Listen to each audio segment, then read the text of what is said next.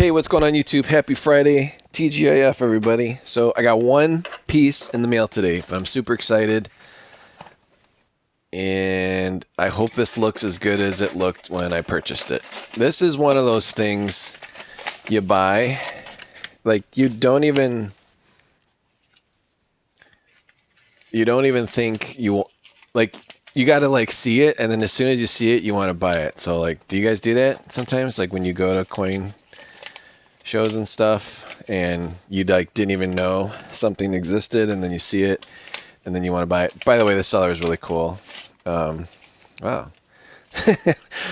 Why do jewelers always give $2? All right, so I got $5 refund. They said their eBay person at the jeweler made a mistake and put like $9 shipping. I'm like, dude, I don't care, I just want the item. But definitely gonna put the gloves on for this one.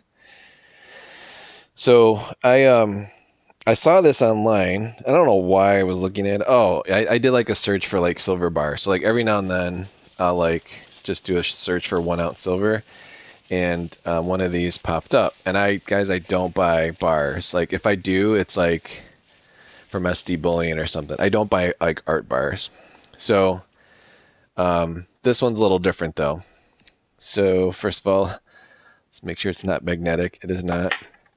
Wow, it actually comes with this little holder, so maybe I don't need to wear the gloves. I'm gonna wear the gloves though anyways. Hold on. So this is one of those things where, like, at least through photography, it looked really, yeah, it looks, man, that's cool. This is like this is like the coolest bar I've ever seen.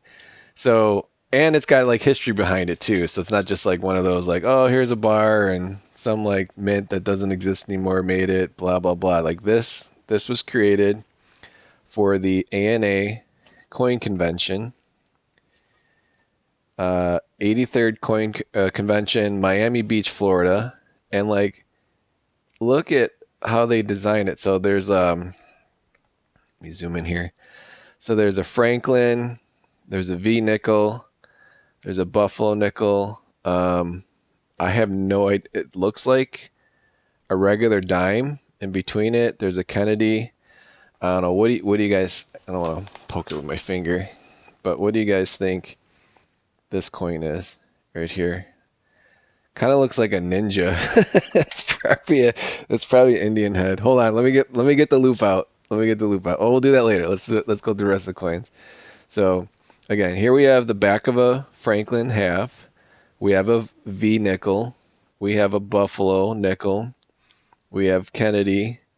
We have a peace dollar. That's an old large cent. We have the back of a Buffalo. So not only did they want to show the front, but the back. But the Buffalo can mean a couple things. This could be like a true Buffalo nickel, and this could represent the Buffalo bullion. That, well, you know what? Guess what? Buffalo bullion did not exist in 1974. So they basically used the Buffalo on both those designs, which is cool. That looks like a dime upside down. What is that? Yeah, that looks like a, oh, I'm sorry. Gosh, that's a Mercury dime. Okay, so does that mean this is the obverse? I don't know, it looks like an upside down dime, like a modern dime. But that looks like a Mercury dime. This looks like an old gold piece. I don't know if that's what you call a stellar or something. Sorry guys if I'm totally off. But that looks like, I don't know, like an old $5 gold piece back in the day. This is a standing Liberty quarter. This is the front of a peace dollar, so they use the reverse and obverse. That's the St. Gaudens, which is cool. And then they put the V. They got the V in here twice. The V nickels in there twice. Or maybe that's, I don't know, that they could have used some more coin designs.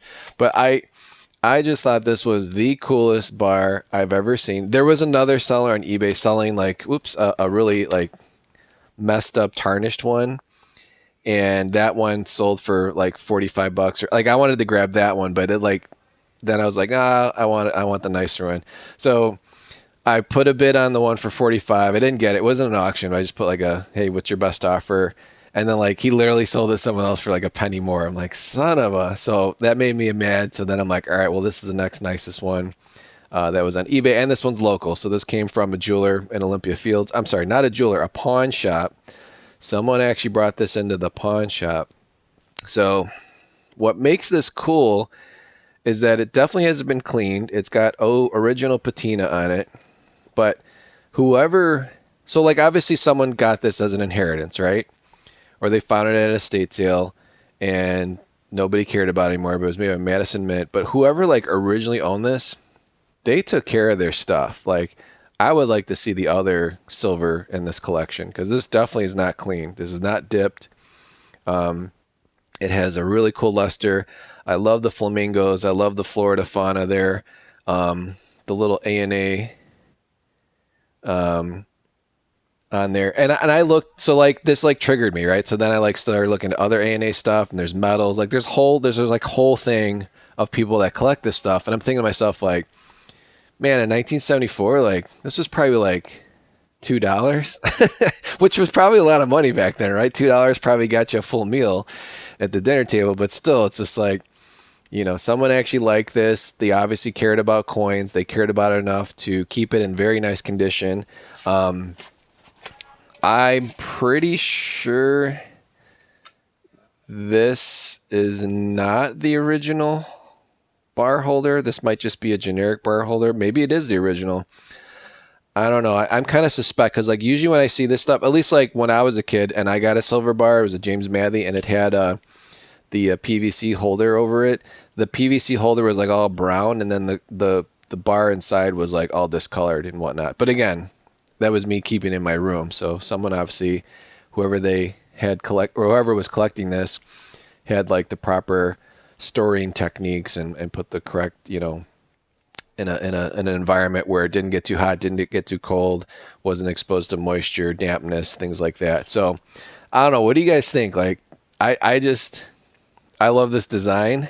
It's like, I mean, it's kind of cheesy, right? It's the shape of the state. I'm not from Florida. Our daughter goes there, but I think it's cool that they actually put coins, I don't know, representing different areas. And there's like probably like a deeper meaning behind this. There's probably like these coins represent people or other dealers at the time, or they're just like, hey, let's make a cool design. Let's throw some flamingos. Let's do the state of Florida, which is a very nice layout of the state of Florida. And let's slap a bunch of obverses and reverses of different coins back then. But I think it's cool because it's from 1974. Obviously, Kennedy was a big deal still, right? Because it was only 10 years since 64. They were still making that. But it's kind of neat, too. It's like, it's missing. What do you guys think is missing from this right here? There's no Morgan. Like, did like no one care about Morgan silver dollars back in 1974? Was like nobody cared about them? Were they just considered like junk silver?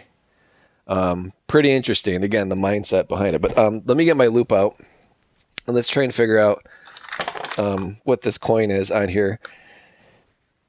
And there is another one for sale on eBay. They want like $118. That's a little too steep.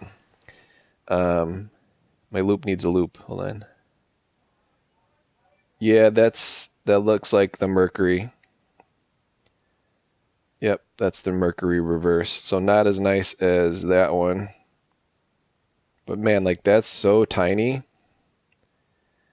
I think it's cool that they were just able to somewhat get the images